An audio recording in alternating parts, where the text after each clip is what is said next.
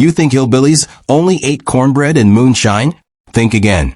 Deep in the hollers of Appalachia and the back roads of the Ozarks, families built their dinners out of whatever the land, the forest, or the smokehouse could offer. These weren't fancy feasts. They were survival on a plate, flavored with hard work, thrift, and a pinch of pride. From squirrel and dumplings to poke sallet greens boiled just enough to keep you alive, hillbilly dinners told the story of resourcefulness and resilience. Every pot simmered over a wood stove carried a piece of history, a tradition born out of poverty but rich in flavor.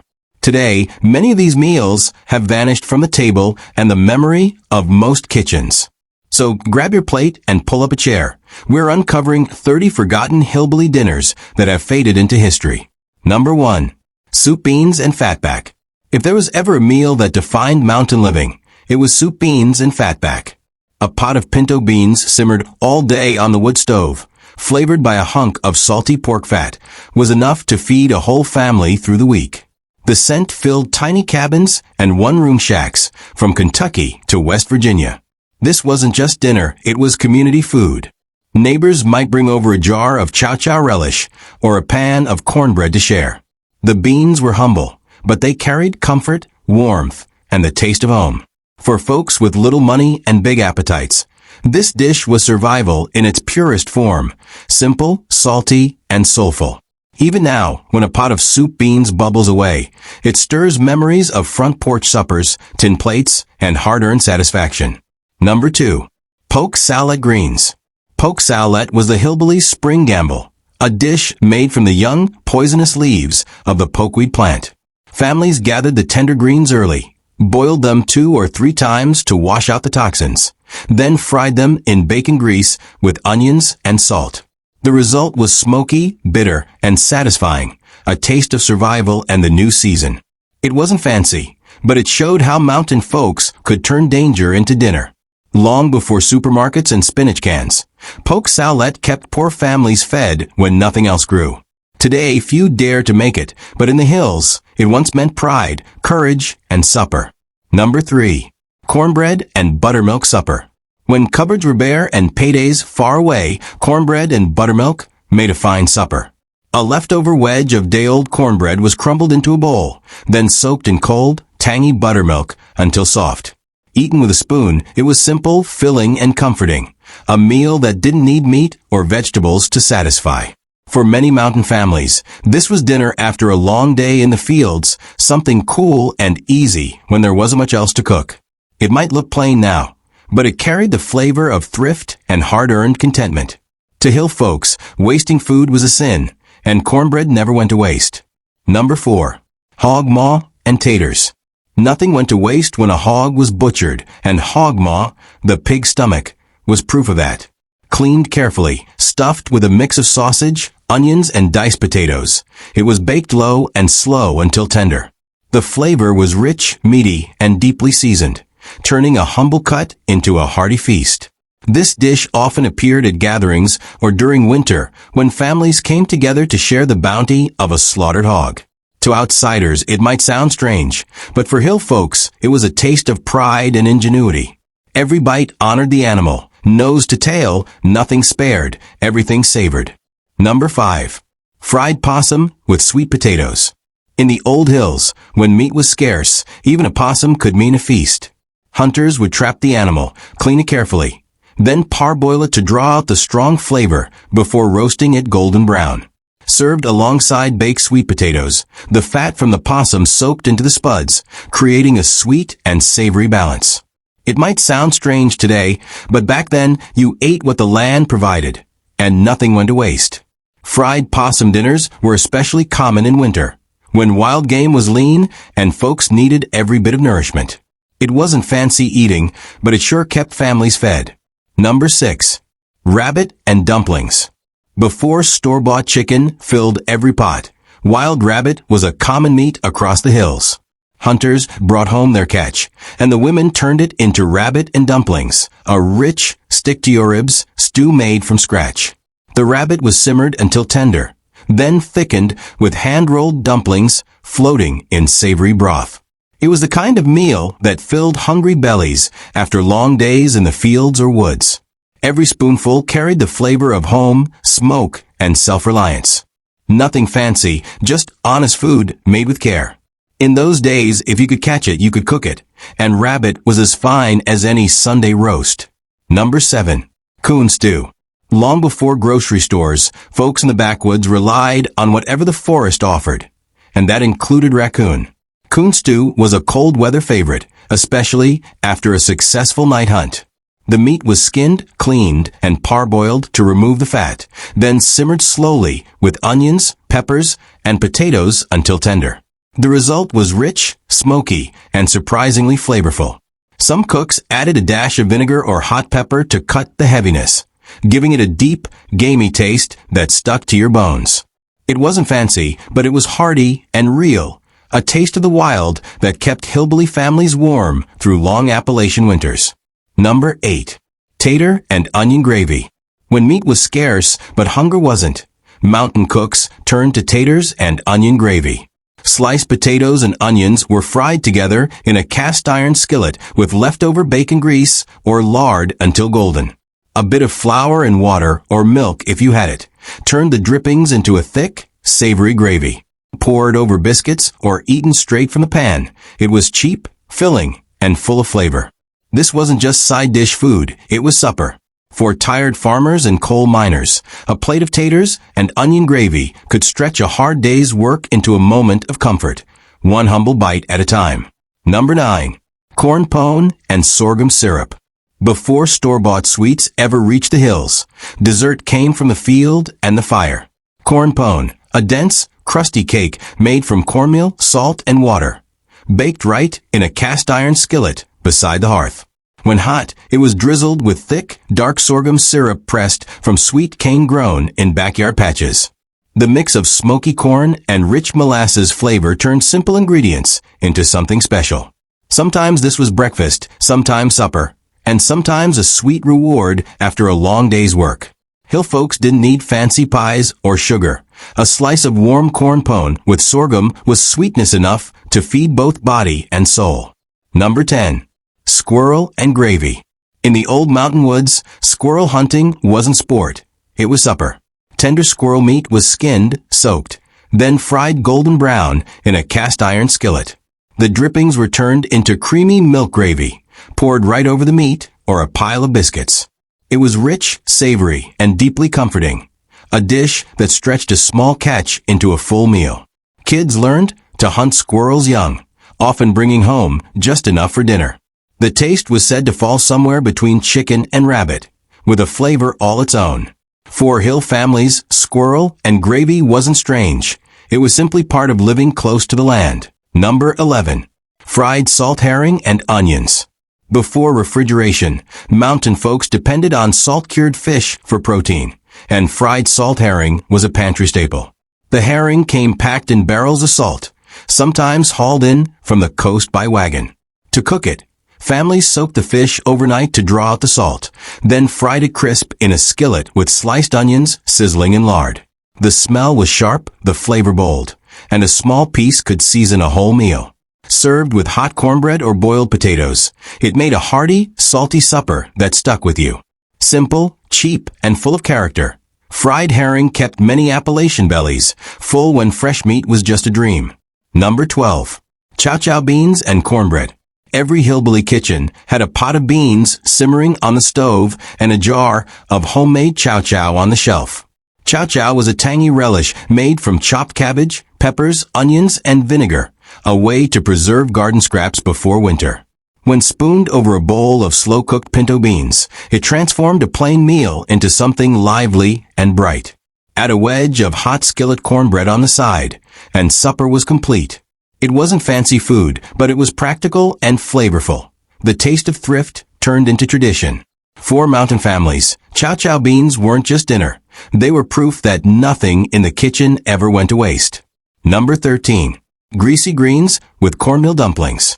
When gardens overflowed with collards, turnip, or mustard greens, mountain cooks made the most of them. Greasy greens with cornmeal dumplings was a filling one-pot meal that turned simple plants into hearty comfort food.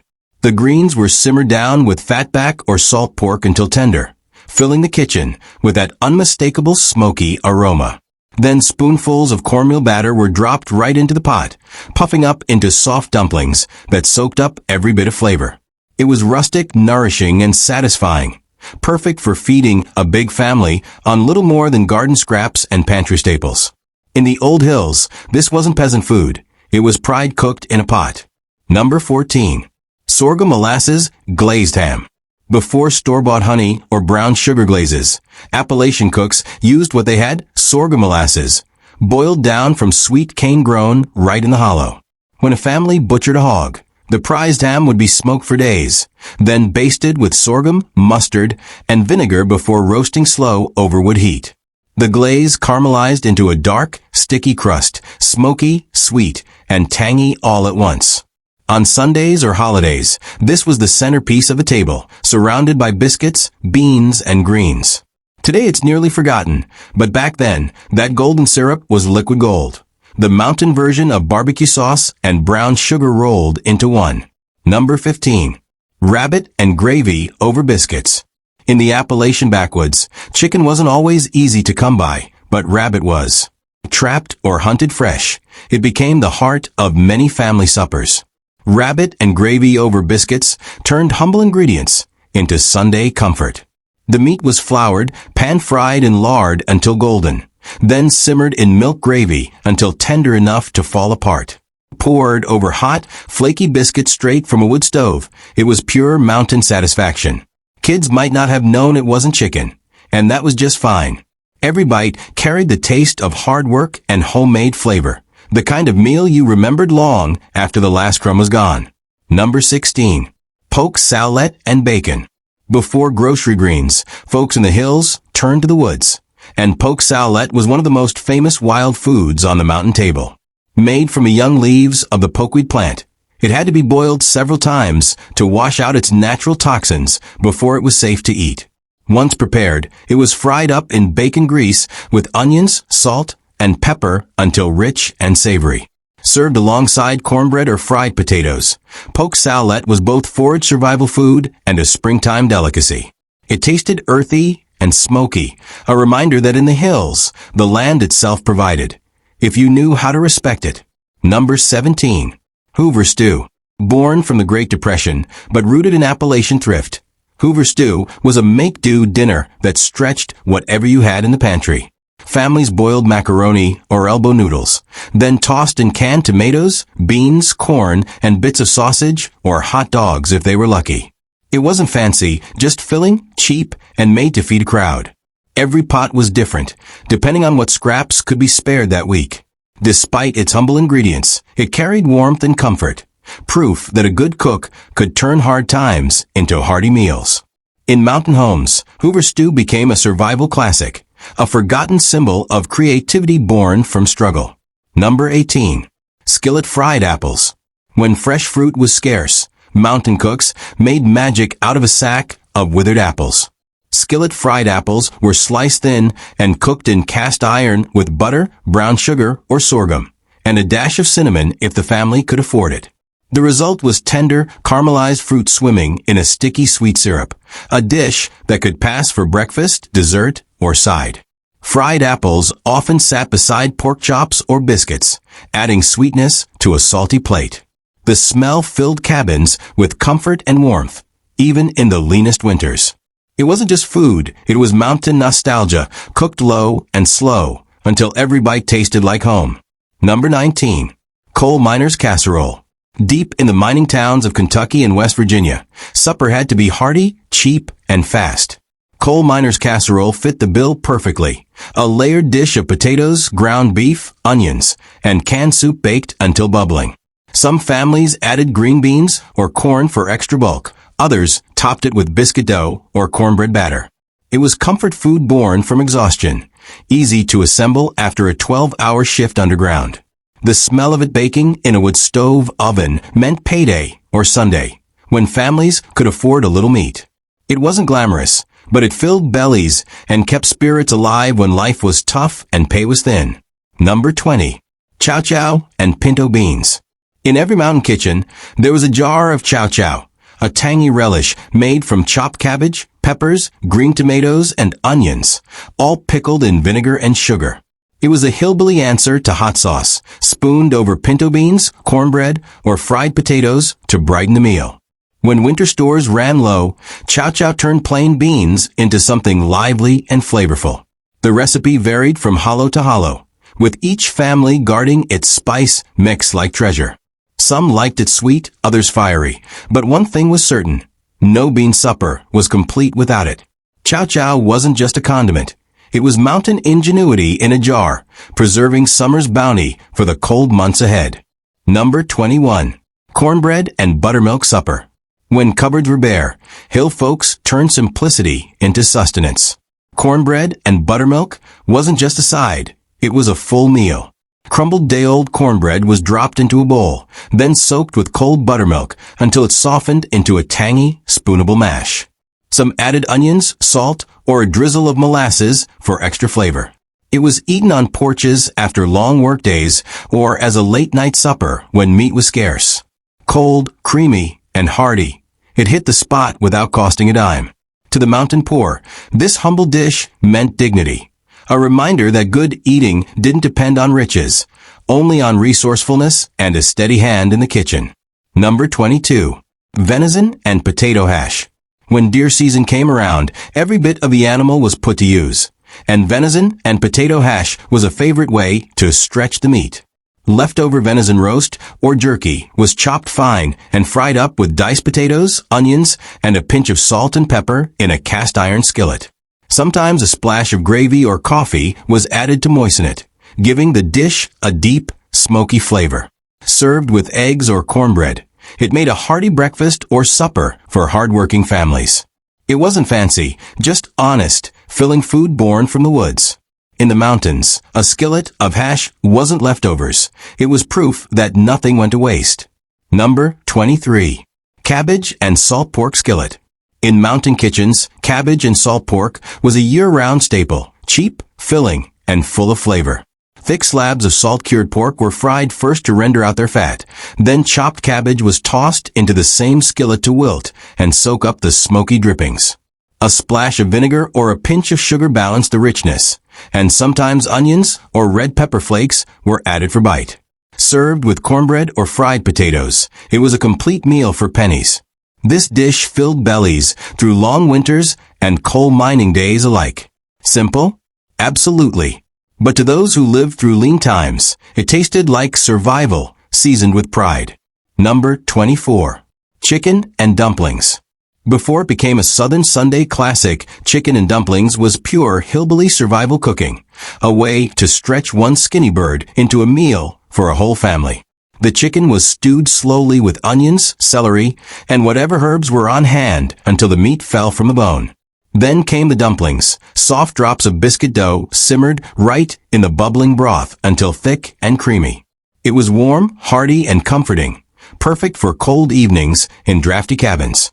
Sometimes, if flour was scarce, cooks used cornmeal instead. No one complained. A bowl of chicken and dumplings was love served hot, the kind of food that made even the poorest home feel rich. Number 25. Fried green tomatoes. Before tomatoes ripened on the vine, mountain cooks refused to let the green ones go to waste. Fried green tomatoes became a crispy, tangy classic of the hills. Sliced thick, dipped in cornmeal or flour, and fried in bacon grease until golden, they offered the perfect balance of crunch and bite. Served with salt, pepper, and sometimes a dollop of buttermilk dressing, they were a staple at summer suppers and church picnics. The dish came from necessity, making the most of what grew before the frost, but it turned into pure comfort. Simple, quick, and made from garden leftovers, fried green tomatoes captured the soul of hillbilly cooking. Resourceful, flavorful, and full of heart. Number 26. Tater cakes. Nothing went to waste in a mountain kitchen, not even cold mashed potatoes. Tater cakes, or fried potato patties, were the delicious result of that thrift. Leftover mashed potatoes were mixed with flour, an egg, and sometimes chopped onions or bits of salt pork, then shaped into patties and fried until crisp on the outside and soft in the middle. They were perfect for breakfast with eggs or as a side with beans and greens. Some cooks even added cornmeal for extra crunch. Cheap, filling, and downright comforting. Tater cakes were proof that the best Appalachian food wasn't fancy. It was made from yesterday's scraps and today's determination. Number 27. Beans and fatback. If there was one dish that defined mountain living, it was beans and fatback. Simple yet full of flavor. This was the backbone of many Appalachian dinners. Dried pinto or soup beans were soaked overnight, then simmered slow and steady with chunks of salty fatback or ham hock until tender and rich. The rendered pork gave the beans a deep, smoky taste, the kind that filled a cabin long before supper was ready. Served with cornbread and sliced onions, it was a complete meal that cost almost nothing but satisfied everyone at the table. In the hills, this wasn't just food, it was tradition, comfort, and endurance all simmered into one humble pot. Number 28. Onion and potato soup. When cupboards were nearly bare, mountain families turned to what they almost always had: onions, potatoes, and water. This simple soup began by frying sliced onions in bacon grease until golden, then adding diced potatoes and enough water or milk to make a thin broth. A little salt, pepper, or even a splash of vinegar gave it depth. Sometimes, if luck struck, a bit of salt pork or butter made it richer.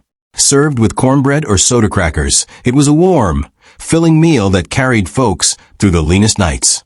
No frills, no waste, just honest flavor born from necessity. In the hollers, onion and potato soup wasn't just poor man's food. It was proof that even the simplest things could nourish body and spirit. Number 29. Apple stack cake. No dessert says Appalachia quite like apple stack cake, a labor of love baked for weddings, holidays, and homecomings. Layers of thin molasses-sweetened cake were stacked high with spiced, stewed apples spread between each one. As it rested, the apples soaked into the cake, turning it moist, fragrant, and rich with cinnamon and nostalgia. Every family had their own version. Some used dried apples, others apple butter. But each slice told a story of community and patience. Neighbors often contributed one layer apiece for celebrations, making the dessert a true symbol of togetherness. Forgotten by many today, apple stack cake remains one of the sweetest testaments to mountain hospitality and the art of making plenty from little. Number 30. Molasses bread. Before refined sugar found its way into mountain kitchens, molasses bread was the sweetheart of the Appalachian table. Made from cornmeal or flour, lard, buttermilk, baking soda, and a generous pour of dark sorghum molasses, it baked up dense, moist, and fragrant, somewhere between cornbread and cake. Served warm with butter or a drizzle of extra syrup, it was a breakfast, dessert, or snack that filled bellies and lifted spirits.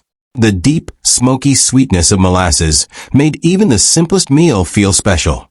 In the old hills, a loaf of molasses bread meant comfort, a soft, golden reminder that sweetness didn't have to come from luxury, only from the land and a good, steady hand in the kitchen.